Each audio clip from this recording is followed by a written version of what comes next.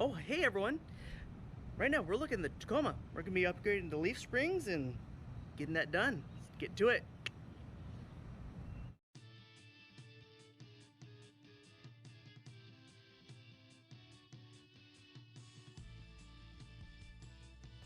I used 4 standing jacks, 2 in the front in the middle frame and 2 on the back bumper to be able to support it once the tires were removed.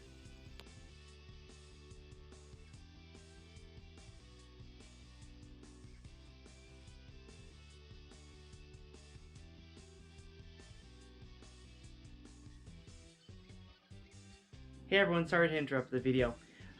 Just to let you know, I am not a mechanic, and these are just kind of the things that I found that was the most easiest to be able to get the work done on the Tacoma the fastest, so hopefully you enjoy the video.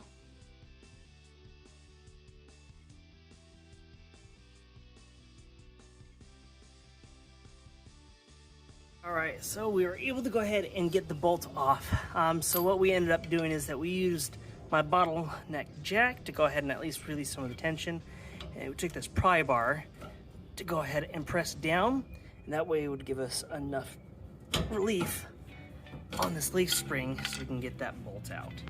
Now we're going to be attacking this back part, and we're going to be using the 19mm again. But there are going to be 2 bolts. We're going to be releasing the bottom one right here, as well as the one here up top.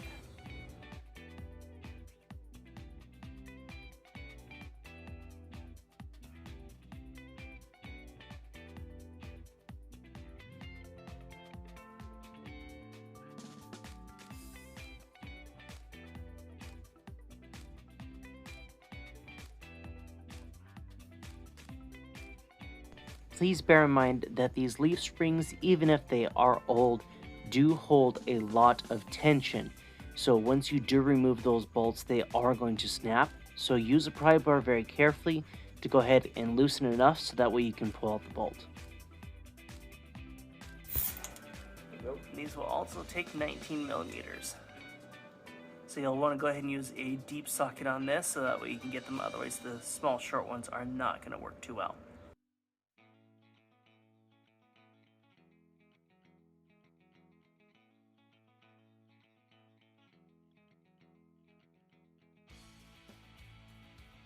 So for these release springs, we are using the 90-235 and the 90-237 as well.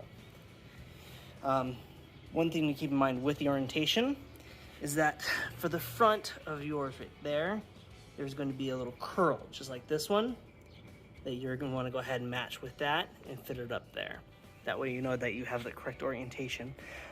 With the rubber bumper right here, the rubber bumper stop, this is going to be too shallow for at least the AutoZone one, so you're going to have to take a 3/8 inch and take it about 1/2 inch off of there so that way it fits properly.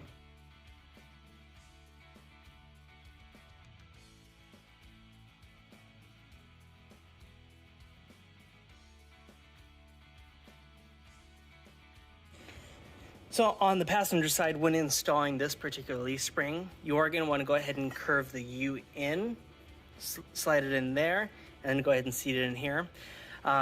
If you are lucky enough, you might be able to get that into place just right. Otherwise, you have to get a hammer, tap it in.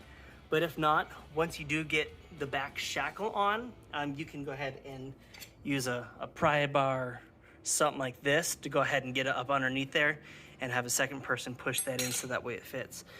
But it looks like we got lucky on this one. Always on that first one, we had a lot of fun.